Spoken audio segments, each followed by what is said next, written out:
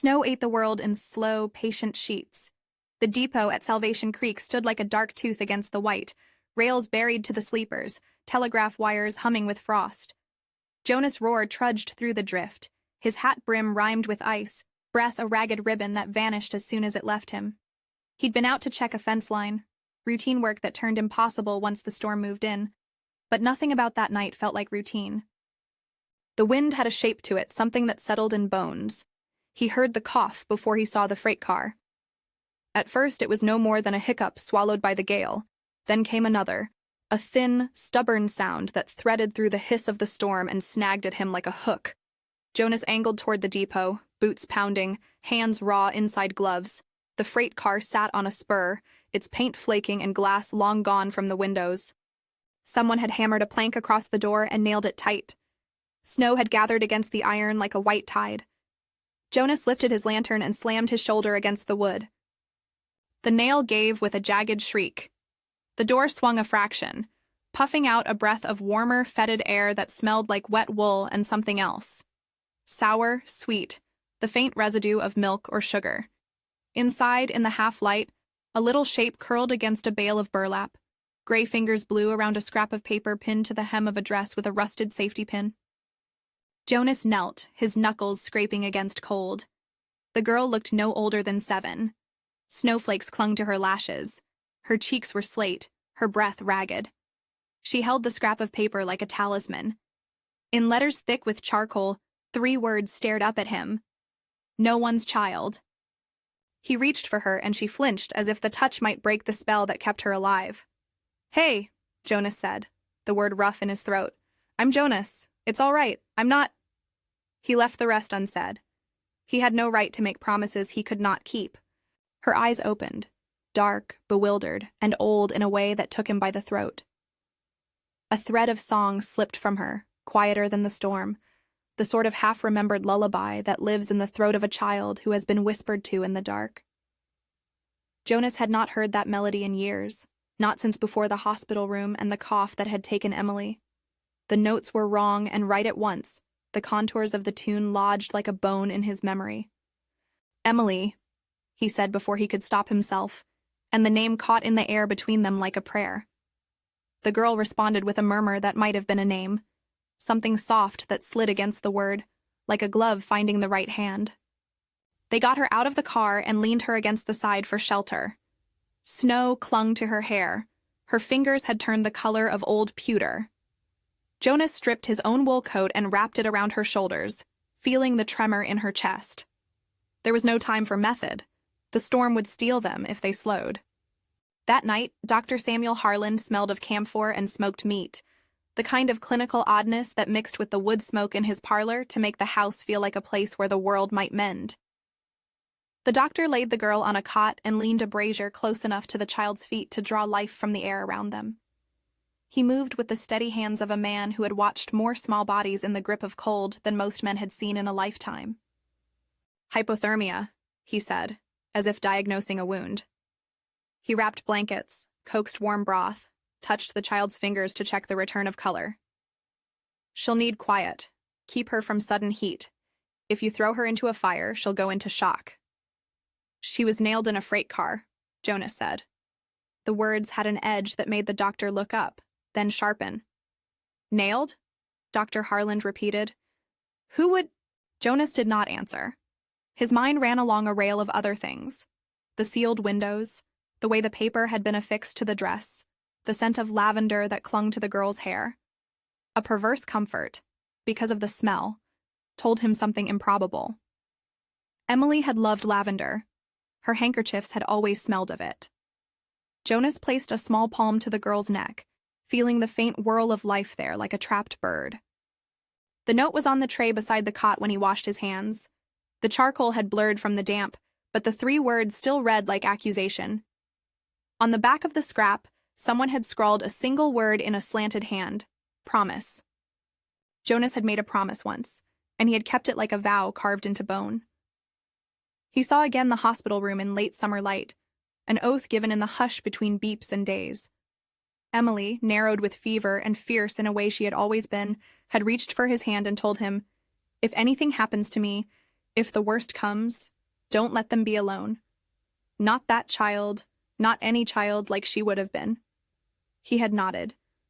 He had been too tired to think then of the shape a promise might take. He had been too young to understand the stubbornness that a promise could become. When the child stirred and made the same ragged breath, she mumbled a sound that matched the slanted handwriting on the scrap. "Prom," she rasped. "You promised." It was enough to weld the vow to the present like hot iron. Jonas stared at the child's face and felt something uncoil inside him that had been rigid from grief and winter for years. The promise, once a small, personal stone, had become an obligation with teeth. He could not walk away from a child who claimed him by name. Clara Whitwell came in that night with a kerchief knotted at her throat and the look of someone who'd spent her life ordering chaos into rows. She was Emily's sister-in-law by marriage, practical to the point of bluntness. Townspeople often credited her with keeping church suppers from collapsing into anarchy and with knowing which horse would break first at a trot.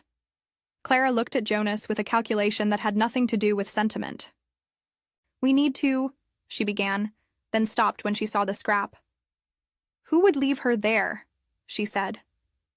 "Someone trying to make a point," Jonas said, and his voice was rough with the cold and the weight of what he'd seen. "Someone who wanted her found late. The nails are fresh." Clara's gaze went to the small, pinned thing. "No one's child," she read aloud. "Who writes that? Someone who thought to erase her, discard her." Jonas's hands curled into fists. He had a man in his head, a man with a reputation that icily matched the way the sheriff frowned at decks of cards at the saloon, a man whose name, years ago, had meant violence, then a kind of shadowy influence. He did not tell Clara that yet. He had no proof. Promises could be given in the dark, but guilt required daylight. Sheriff Roy Blackwood arrived with the inevitable stiffness of someone who wore his badge like a second skin. He had known Jonas longer than most in Salvation Creek. His eyes flicked to the child and softened. His jaw tightened at the idea she had been left to the storm. "Whoever did this wanted to be rid of the trouble and to make sure we found it," he said. "They wanted witnesses. They wanted us to know what they did." "We'll keep her in the doctor's until we know better," Clara answered, voice like a saw. She turned to Jonas. "If that song you mentioned, if you think there's a tie to Emily, tell me everything." Jonas told her the lullaby, how Emily used to hum it to their boy in a room warmed by the stove, how the tune had peculiar jumps in the phrase that only someone raised near her could hit. Clara closed her eyes as if tasting a memory. "Aunt Emily sang it," she said, each word deliberate. "Margaret used to sing the same at the siblings' gatherings. She had a way with the second line. She was naming a house. Margaret, Emily's sister, who'd moved west and become something like an outsider." Clara's mouth tightened. "If Margaret's kin settle the claim, they'll be suspicious. If someone else shows up with papers—" "You mean legal papers?" Jonas asked.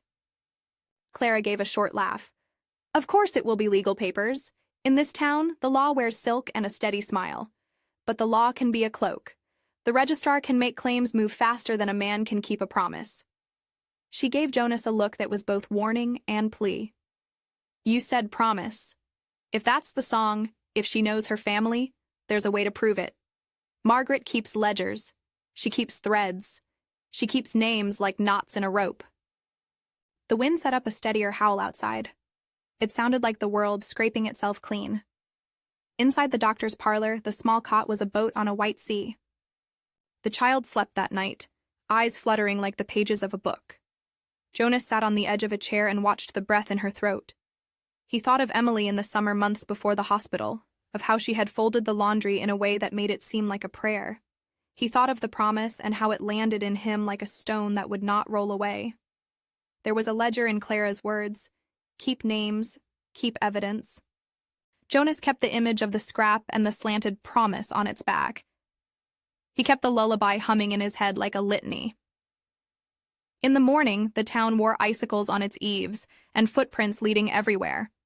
A telegraph brought word from the county seat, formalities, signatures, the business of law. The telegraph sat like a needle under one of Dr. Harlan's windowsill, little black letters that meant other men were awake to this child's arrival. By noon, a creased man with a broad collar and a county seal on his wallet rode up from town and presented himself at the doctor's door. He called himself Victor Langford. He smelled faintly of soap and letters, of paper pressed under a thumb that had never known the bite of winter the way Jonas did. He introduced himself with a smile that did not touch his eyes and the fluid motion of a man whose life had been practiced in persuasive knots. The county registrar's office received notice of an abandoned child, Langford said, fingers closing around a brief envelope. I'll be glad to assist with any procedures that ensure she's placed where the law deems fit. Jonas felt the chill inside the man's voice like something sharpened. The sheriff greeted him politely, but watched with a caution Jonas had learned to trust. Clara, folding her hands in a way that hid the tremor in her knuckles, kept her words short.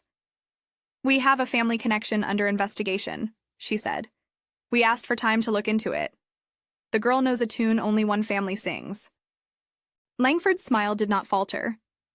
Legal protocol moves in its own stead, he said. He placed the envelope on the doctor's table as if that made the world square. Abandonment cases tend to proceed quickly. Guardianship needs proper oversight.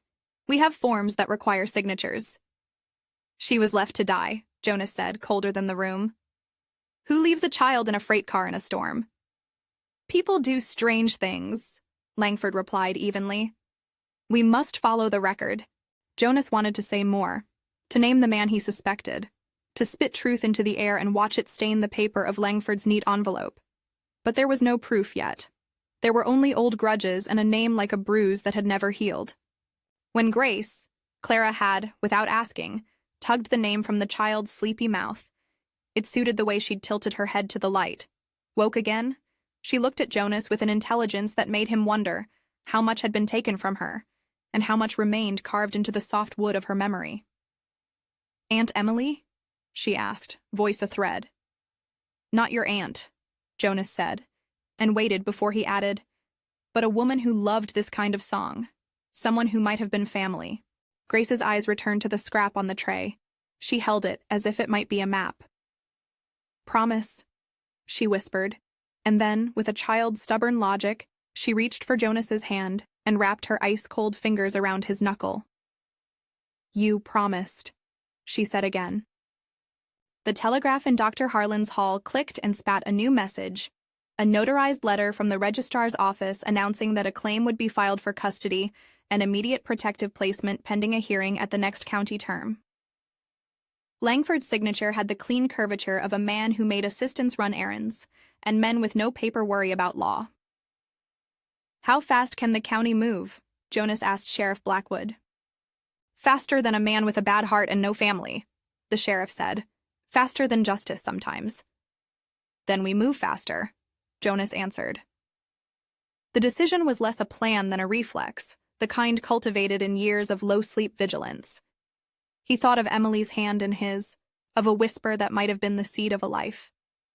The promise was no longer a private ache. It was a demand. He sent Clara to the post office to search for any letters in the name of Margaret Whitfield, emphasis on Whitfield because Margaret had been Margaret Whitfield before she married. Clara left with a parcel under her arm and returned with the memory of train manifests and the recollection of a bank clerk who owed old favors. Sheriff Blackwood rode to the depot with Jonas. The freight car sat where they'd left it, nails pried and door open to the yawning emptiness inside. Snow blurred the tracks. Spore of human activity disappeared in an hour. A depot ledger lay wet, ink running in smears. The clerk remembered a manifest showing a rural stop and a notation scratched in the margin last month that had since been crossed out. That kind of erasure lived in a busy man's ledger like a scar. Someone had wanted this record to mean nothing. An old man at the switchyard, Pete Branson, remembered the freight train that had been reassembled with a set of cars on its back like a wagon. He recalled the conductor's hat tipped low, and a tall man who'd paid in coin and left without asking questions. Didn't feel right, Pete said, stamping his feet to clear the cold. You try to send shipments through storms, you do it with care. You don't leave a thing in the dark and nail it up like a corpse. The pieces sat like chips on a table. A freight car nailed shut. A note that declared the child's worth, or lack of it. A lullaby that belonged to a family. A registrar with a rapid hand and a smile that seemed to wear the law like clothing. And somewhere in the folds of town memory, a name that had once been a threat and then, like a man who had made himself new, might have a different face. Grace's fingers warmed enough to grip a spoon by the end of the day. She ate slowly, watching the room with a sharpened wariness that made Jonas imagine every scowl and sigh as a tally mark on a ledger. When she slept, Jonas walked the edge of town, listening to the storm pull itself into new shapes. He found himself always returning to the thought of that scrap, the one with promise on the back. The idea that a dying wish could point a man toward action sustained him. The word itself seemed like a key. That night, a letter arrived in a square envelope from a bank in the county seat. Inside was the notice of application for guardianship, filed by Victor Langford, county registrar. Jonas read the neat hand and felt something constrict. Closer to the bottom, an attorney's name appeared with a stamp that suggested resources, and a willingness to make papers talk louder than people. "He's moved quickly," Clara observed when Jonas showed her the envelope. She flattened the paper with careful fingers as if smoothing a crease might straighten the path of the future. "That man, Langford, knows how to make things look clean." "Does he have a history?" Jonas asked. Clara hesitated. "Langford's been in the county seat for a while. Came in with letters that made him look tidy. But town talk. There's been a few men who've claimed abridged pasts." She used the phrase like a searching stick. Men who remake themselves on paper. Jonas thought of the man he'd half remembered from a decade ago, Victor Garrett. The name had the tarnish of something a man could wear like a mask, then change to Victor Langford and slip into positions of quiet power. If Garrett had returned as Langford, the coincidence would be too sharp for comfort. "Get everything you can on Margaret," Jonas said. "If she keeps ledgers, find them. If there are bank boxes, find their numbers. If there's an old friend in the post office, track them." Clara nodded. "I'll go now." "Go with the sheriff," Jonas said. "We need a record." They worked the next days like men patching a storm-broken roof. The town rallied in the way small towns do. Not all at once, not with trumpets, but with small and vital gestures. People brought quilts, lent horses for rides to the county seat, offered testimony about sites they might have registered at the depot. Pete Branson and a handful of switchyard men swore they'd seen the train that had stopped for no reason. On a gray afternoon, Clara returned carrying an envelope so thin Jonas thought it might unravel. Inside lay a letter folded with exactness and a small key tucked into a corner. A safe deposit box, the return address suggested, but the ink on the margin told more. Margaret had been in town once and left something at the bank with a key to be claimed by kin. The key had a number scratched onto its head, Box 12 at the First Savings. Jonas felt a twist in his chest like a hand closing. If Margaret had left a box and the box carried instructions, evidence, a ledger, perhaps even a name or a birth certificate, they might build a case that would keep the child in rightful hands. It was everything a man could hope for in a place where proof mattered. But half an hour later, Sheriff Blackwood returned from the bank with a slow face. The clerk, someone who had known Margaret once, said the box had been tampered with. Someone had broken into the vault, papers within were singed. An officer from the county seat said it looked like an attempt to destroy names. "They burned something," the sheriff said. "Didn't take everything. A letter survived. Says..." He studied the letter as if it were an old wound. He read aloud. "If anything happens, it will be the box to prove, Margaret. The rest is charred." Someone had moved faster than the town had thought possible. Someone who knew boxes and locks and how to make truth look like ash. The realization put a new angle on Langford's brisk legal motion. It was not mere paperwork. They were dealing perhaps with men who would rather erase history than answer for it. Jonas leaned his forehead against the cool wood of the sheriff's desk and considered the shuttling of power in the county. Men like Langford wore civility like armor. Men like Garrett, if they were the same, knew how to use law as much as law used them. "Someone's making sure no one finds the rope that ties them together," Clara said, voice edged with dread. "Then we find a different rope," Jonas said. "We press witness after witness. We pull any scrap of paper that looks like a clue. We don't let the registrar file and lock the child away in a room where she can't say her name." A week of small victories followed. A postmaster found a returned letter that had been addressed to Margaret Whitfield and stamped with a town name somewhere 2 counties over. An old woman at the mill remembered Margaret's stitch. She always used a blue thread in the hem of a particular dress.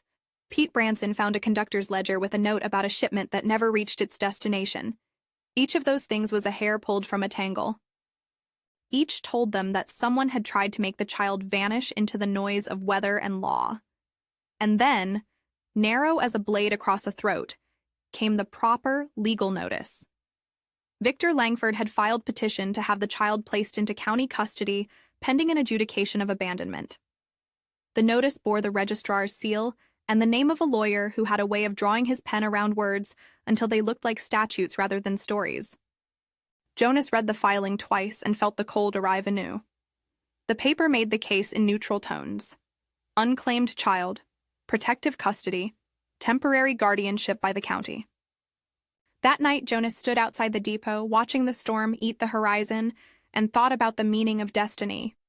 The town had a way of calling things fate when they had explained them with excuses, accidents made into inevitability. But he could not let destiny be the judge of a child's life. He remembered Emily's voice in the hospital, the promissory way she had spoken as if the task was too big for one person, and so must be shared through vows. He had promised her then, and now that promise had been activated by a scrap of paper and a child's insistence. He had kept his hands clean for years, letting the past recede into manageable distance. Now something in him tightened and refused to step aside for tidy legal motions. Not for this. Not for a child who had been called no one's, and therefore treated as less than whole.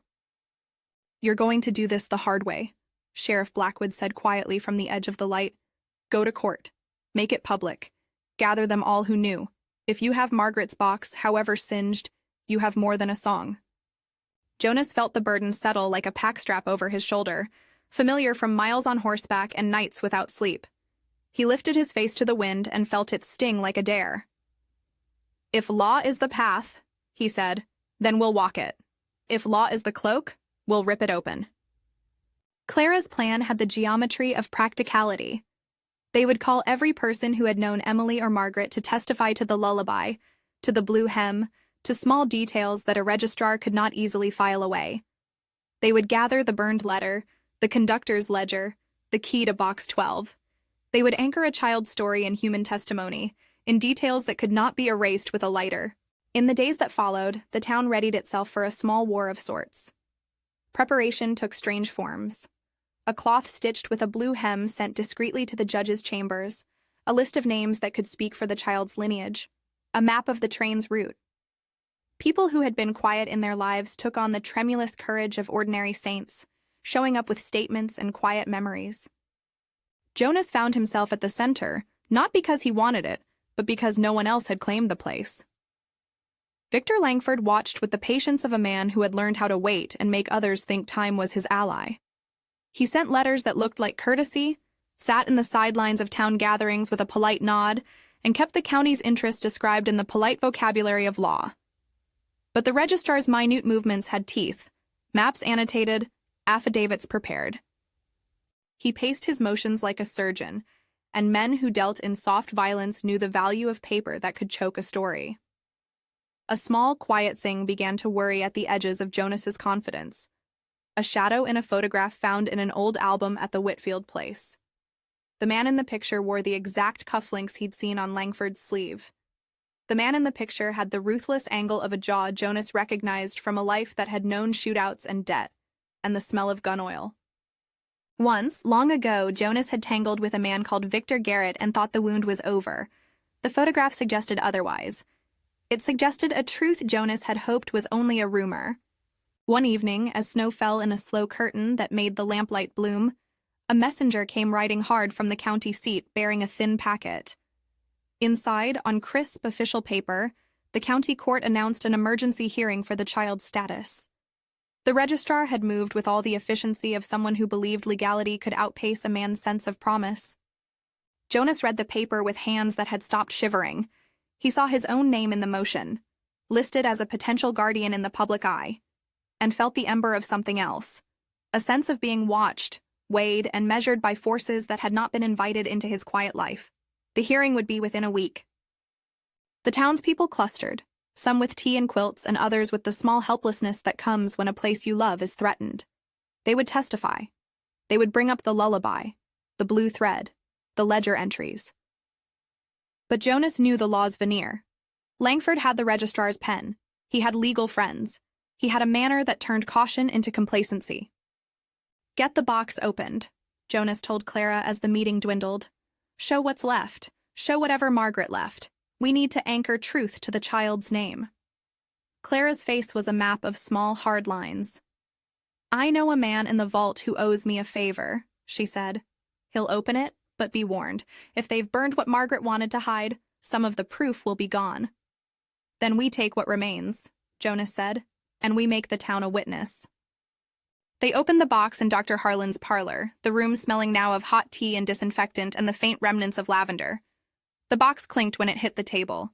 A small bundle of letters tied with a frayed blue ribbon, a ledger with a water stain, a photograph with an edge browned by flame. Tucked beneath the letters, a thin sheet creased into quarters, on which someone had written in a neat hand a few names and a place.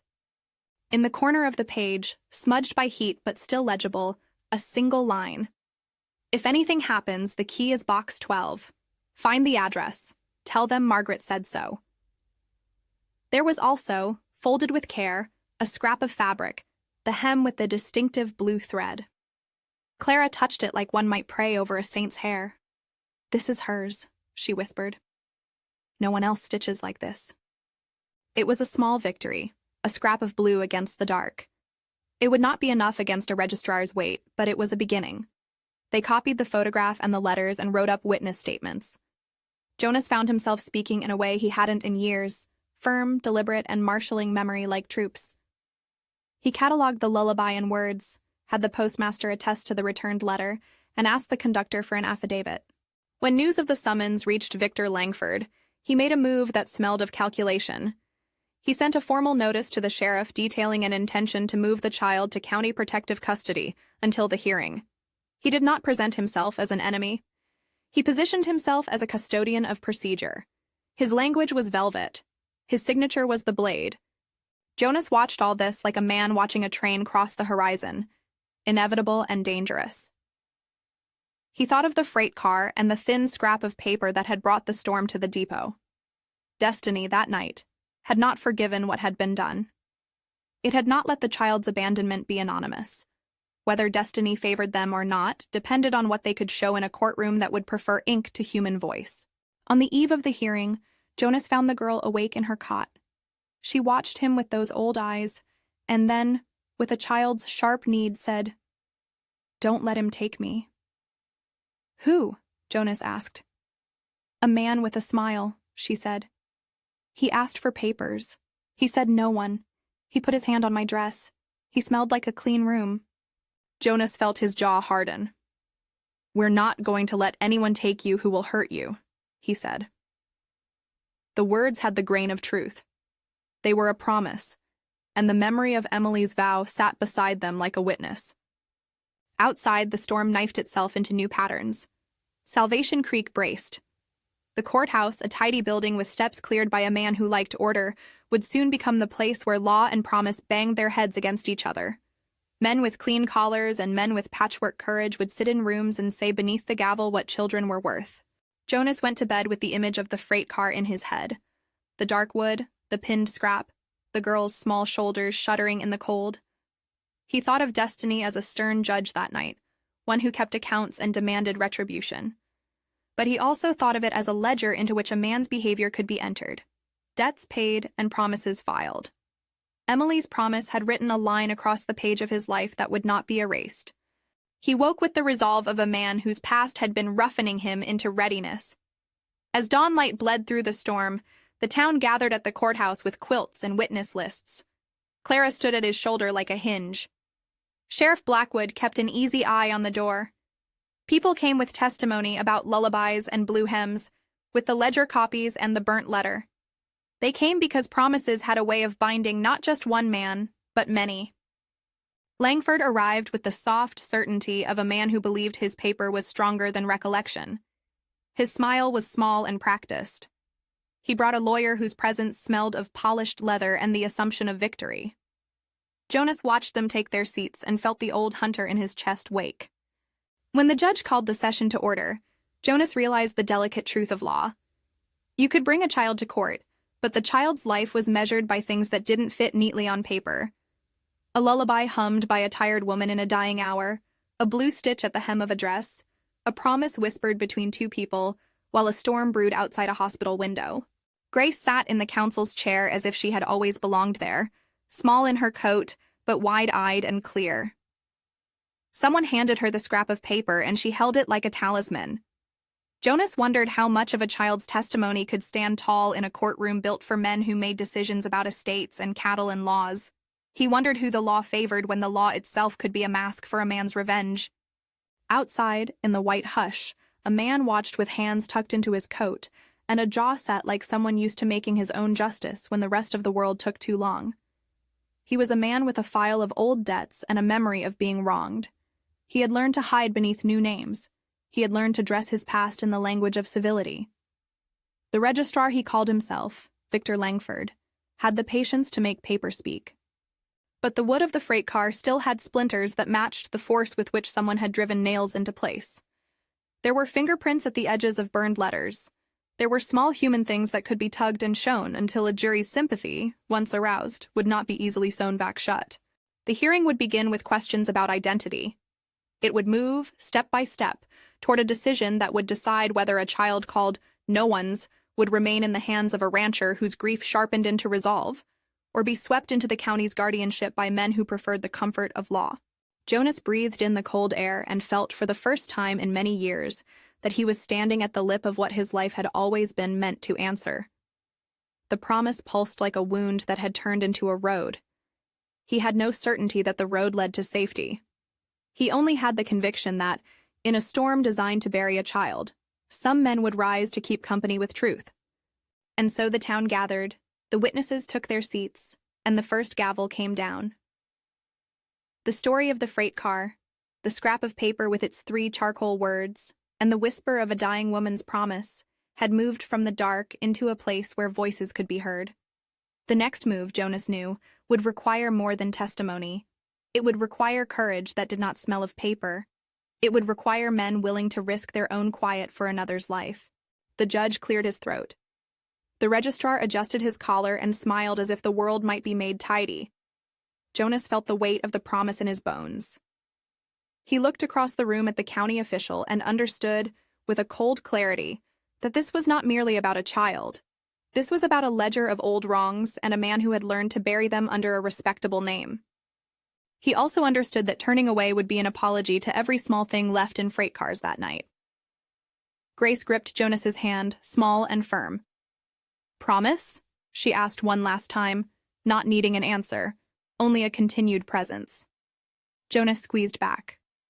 "I promised," he said aloud, and in the quiet that followed, the court listened for what promises could be made in the face of law. The gavel's echo had scarcely faded when the room tightened, like the pause between a horse's hoofbeats before a run. Jonas felt it in his ribs, the old, slow readiness he had practiced for years, the way a man picks his weight before a fight, the way he breathes to steady an aim. The registrar smiled as if civility could sew up everything. The lawyer at Langford's side flattened a pile of documents into a neat paper mountain. Outside, the wind scoured the eaves and sent fresh lacework of snow across the courthouse steps. "If this story is drawing you in," Clara said once, in a voice the room did not hear but that Jonas would remember as a small, human insistence, "Tell me where you're listening from." It was the kind of line she might send to someone sitting near a stove, an invitation to witness. He carried that thought, odd and modern as it felt, like a little warmth. They began with names and addresses and the mechanics of the law. The judge, an elderly man who had seen more territorial disputes than he liked to count, read the petition aloud. Abandoned child. Protective custody requested. Langford as petitioner representing the county.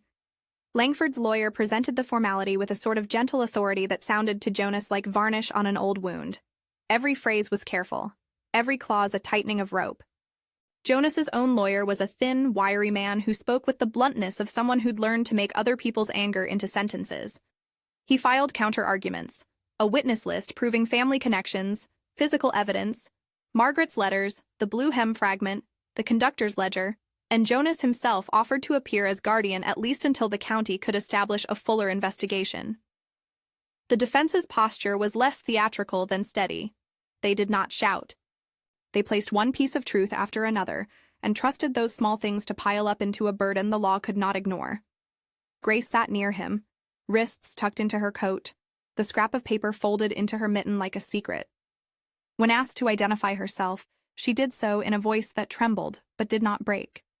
The lullaby slipped from her tongue in the phrasing Clara had described, off-kilter on the second line, a quaver at the end of phrases, a little gap after the third measure. People in the courtroom leaned forward as if leaning might catch what the child offered. For those who had known Emily or Margaret, the tune was an echo calling across years. Langford kept his smile. The registrar's people walked the line between discomfort and composure, and a clerk announced that a certified search of county records had turned up nothing to contradict their filing. The law, even when it was weaponized, worked in record and paper, silver things Jonas had never been fond of. He was used to the code that lived in gunsmoke and midnight knocks, not in signatures and seals. But here they stood, bodies warmed by conviction against the cold air of the storm beyond the panes, and they meant to do their part. On the third day of testimony, as the town came in to speak of lullabies and blue thread and ledgers, Clara did what Clara always did. She pushed past polite boundaries to find what needed finding. She had ridden into the county seat 2 days before the hearing to press bankers and clerks hard enough that something might give. She had not expected the small, fast hands that took her at the inn's back stair. They hit her from behind where the alley was dark and the wind carried grit. Shadows moved like gloves. Clara fought with the stubbornness of someone who had been ordered through life to keep things in order.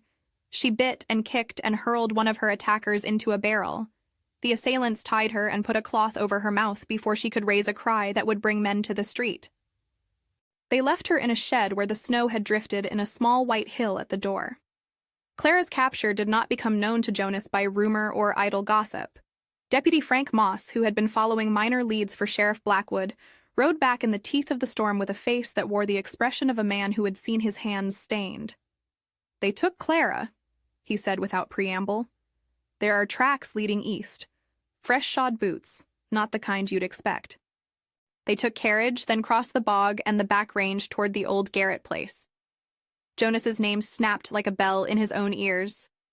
The Garrett place, an abandoned stretch of fencing and a weathered barn where rumors gathered like leaves, had been a line on the map in the old fights he had known. Frank's news made the past a bellows, hissing hot and immediate. "They wanted something she had?" Jonas asked. Frank met his eyes. "Maybe. They wanted to slow us, scare people into silence. They wanted to make us think about the cost of standing up." The posse that went after Clara was small and ugly in its efficiency. Jonas, Sheriff Blackwood, Deputy Moss, and 2 switchyard men moved through woods that chewed at their boots. The white world was close and noisy, breath fogged into small moons before them. They found the shed with its door splayed open and Clara inside, eyes ringing with indignation and relief. A length of twine had marked a crude attempt to secure her, but the attackers had not expected a woman to bite their wrists raw and pull herself loose. She spoke quickly, words clipped and urgent. They spoke of a registrar who didn't need to get his hands dirty. They called him a man who had rebuilt things. They said a name. Garrett. Said he'd send folks to quiet the town if we kept making trouble. She drew in a slow breath. One of them had a cufflink with a split pattern, like a crown. I saw it when he reached to cuff me. Jonas felt his old anger stir, but steadied it. The cufflink description sat in his mind like a photograph. He remembered a face, a line in a photo from Margaret's box. He remembered a jaw, an angle. The thought was raw and bright as winter. Victor Garrett had not died into some harmless past. If Langford was a mask, Garrett was the bone beneath.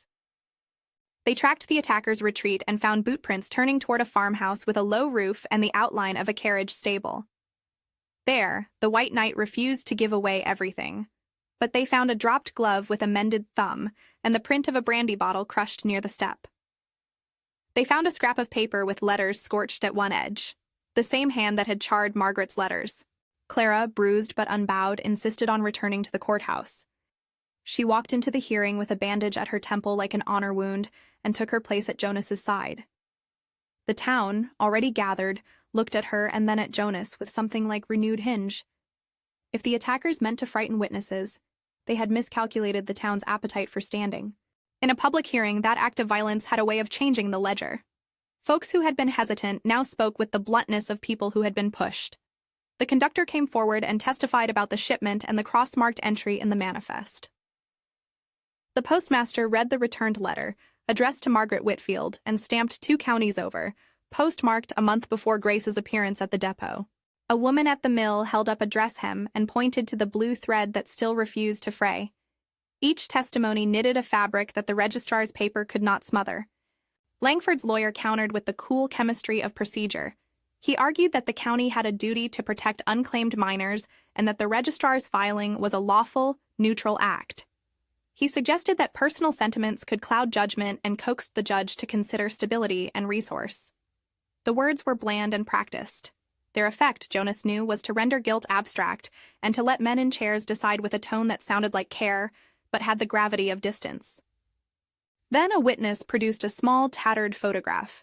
It was a studio portrait, edges browned, the faces posed like a time capsule. The man in the photograph had a jaw that matched the photograph in Margaret's box.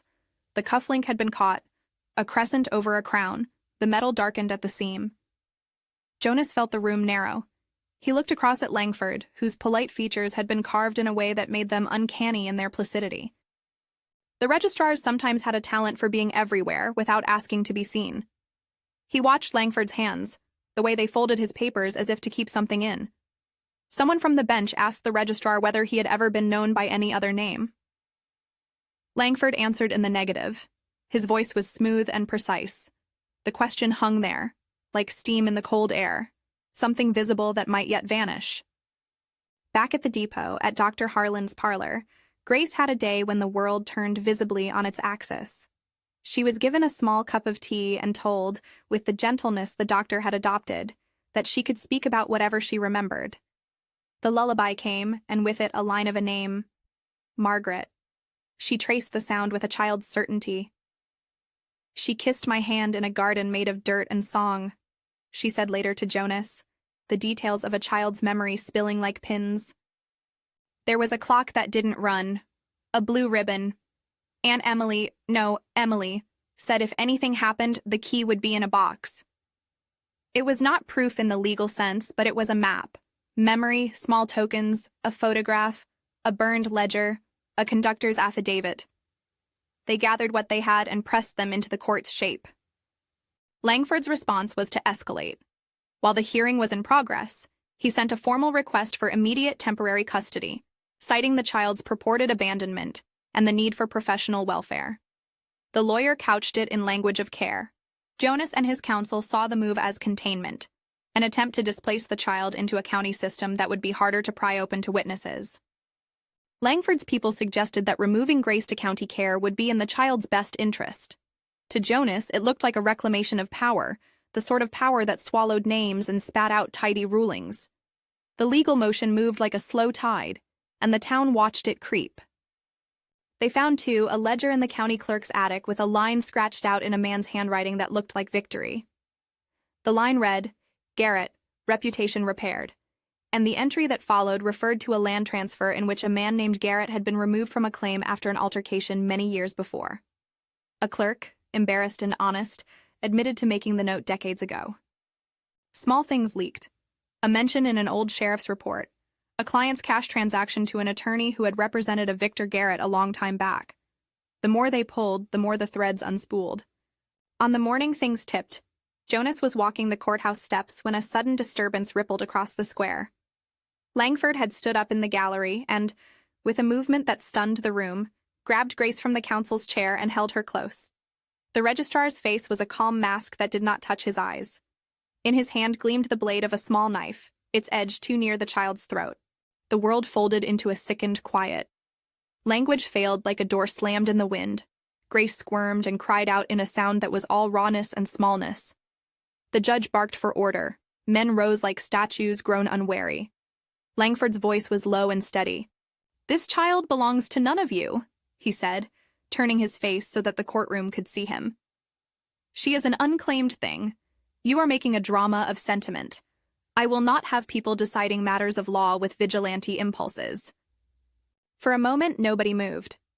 Then a man behind Jonas, an old switchyard hand named Pete Branson, let out a sound that was more animal than human. The sheriff reached with both hands and then halted as Langford tightened his grip and threatened to stab if anyone came close. Jonas felt a cold, honest thing in his chest. The child in front of him was smaller than any measure of law. To let a man put a blade to a child's throat while actors with polished documents argued would be a cruelty beyond reason. He had no instructions on what to do. He had only instinct and a memory of being taught when it must be done, to choose a single necessary action and be done with it. Langford's eyes flicked to him, a thin recognition moving across the registrar's features as if he had always known the man who had once hunted him. "You," Langford said. "You have a history." Jonas felt his hand shift to the holster at his hip without conscious thought. The sound of leather was loud as a bell. The courtroom smelled of cold wool and wax and human breath. Jonas moved with the economy of motion he'd learned in years of being made ready. A step, a draw, a breath measured like a metronome. He did not aim for the head. He never shot to kill unless he had no choice. He shot instead at the arm that held the knife, precise, necessary, a single clean decision to end the immediate peril. The bullet struck with a dull report that seemed louder than it had any right to be. Langford's arm jerked. The knife fell spinning on the floor. Grace collapsed into Jonas's arms with a sob that cut the storm in two. The registrar went down, clutching his shoulder, eyes wide with the anger of a man who thought himself untouchable. It was not a moment of triumph. It was the raw aftermath of a choice made in a fraction of a heartbeat. Jonas's hands were steady, but his heart hammered like a trapped animal. The judge called for aid, men rushed forward, and Deputy Moss moved in with a cuff that slammed around Langford's wrist. The blade lay on the wooden floor like a small pity. The courtroom turned into a dozen different conversations at once. Questions about legality and necessity, eyewitness accounts of the registrar's aggression, the sheriff's instructions to secure the registrar while protecting the child. Men argued about whether Jonas had acted as a vigilante or as a shield. The sheriff, who had watched Jonas for years and known his honor, moved to Jonas's side and said quietly, "You did what you had to. There'll be a record." Langford's shoulder bled and flared in the cold. His shirt stained dark. His jaw set in a way that suggested he thought himself betrayed. But the law had its own hunger, and the judge's chambers were now a theater of consequence. Langford was taken into custody not as a hero, but as a man who had endangered a child. The moment that followed, Langford's escort out under a canopy of murmurs, was not the end of the story, but the turn that marked the passage into truth. In the days after the courtroom violence, evidence flowed like thaw water down a gully. A search of Langford's rooms turned up papers in a traveler's trunk, old legal retainers and receipts bearing a name that matched the photograph, Victor Garrett. The cufflink with the split crown had been recovered in a wastebasket at a county social club where Langford had dined. It matched the image in Margaret's box.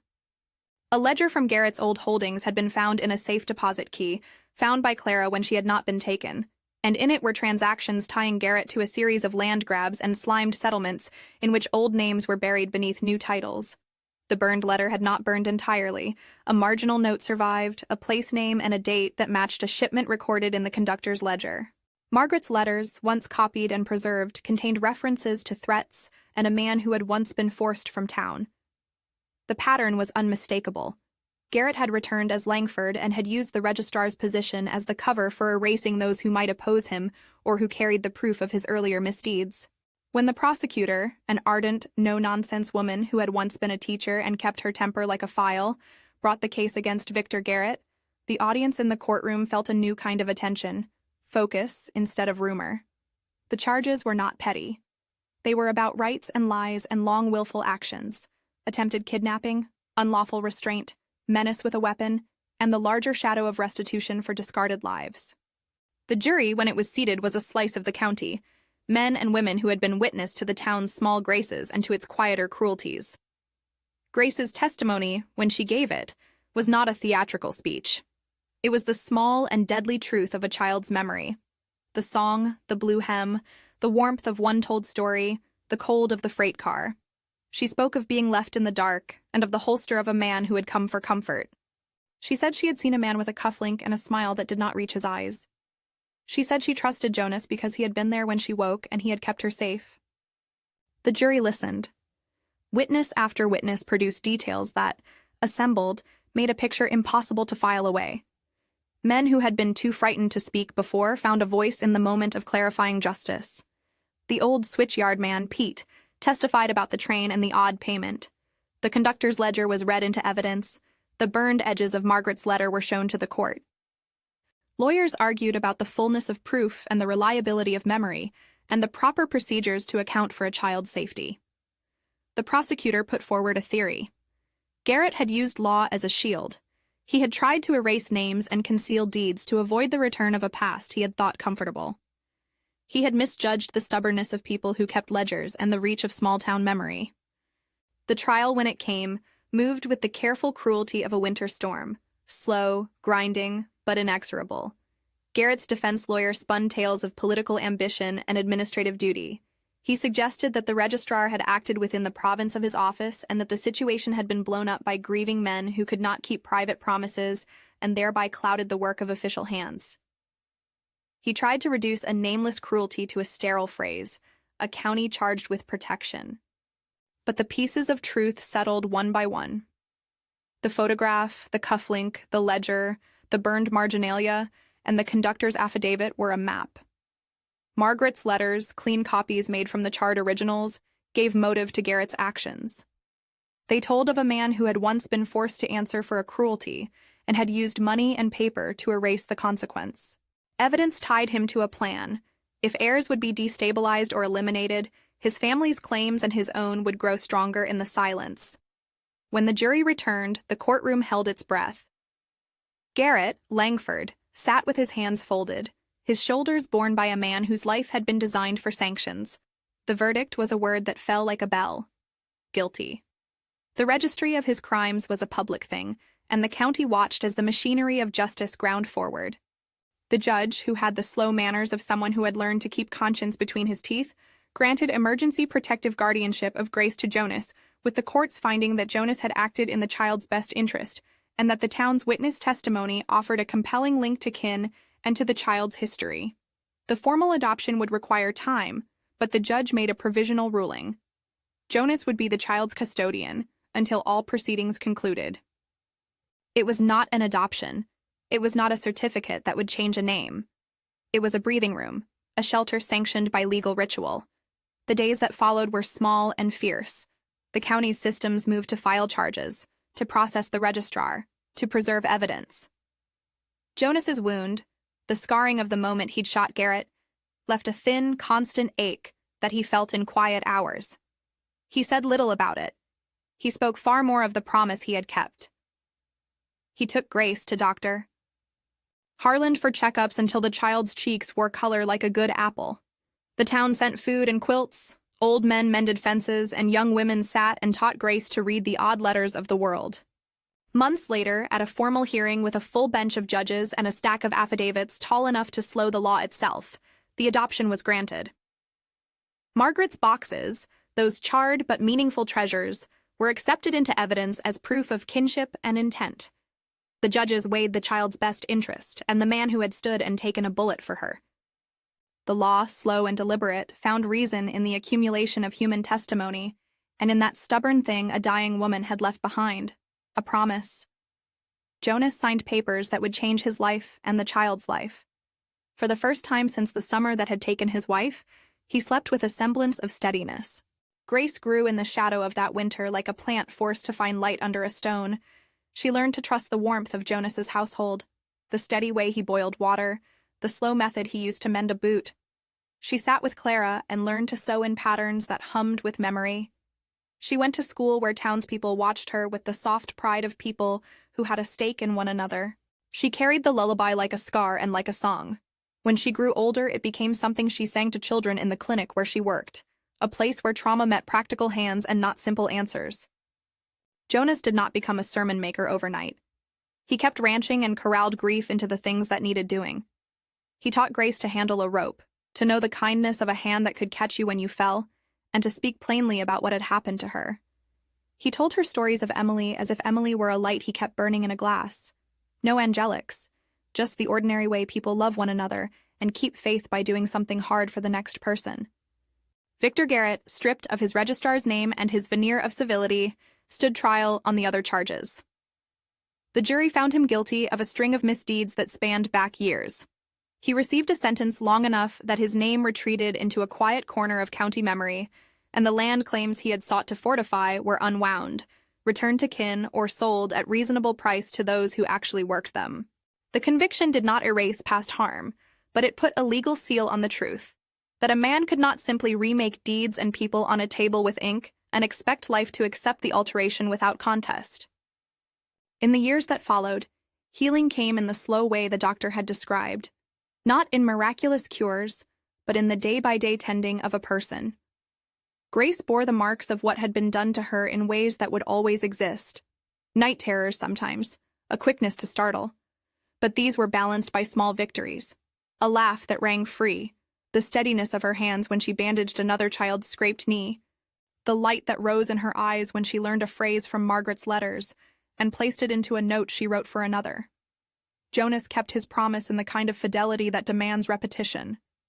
He mowed the lawn, fixed the fence, read the same story at bedtime 50 times until he knew the cadence by heart. He sat in town meetings, and when asked to speak of law and kindness, he would simply say, "We owe each other keep," and then sit down. People took it apart and put it together again as poetry and as command. Jonas never preached. He demonstrated. Clara stayed at his side like the hinge the town made of her. She watched Grace grow and taught her how to fold pillows and sew names into garments with the blue thread that had marked a family. She was not sentimental. She was exacting. When she said, "We will keep this steady," she meant it in a way that made the world safer.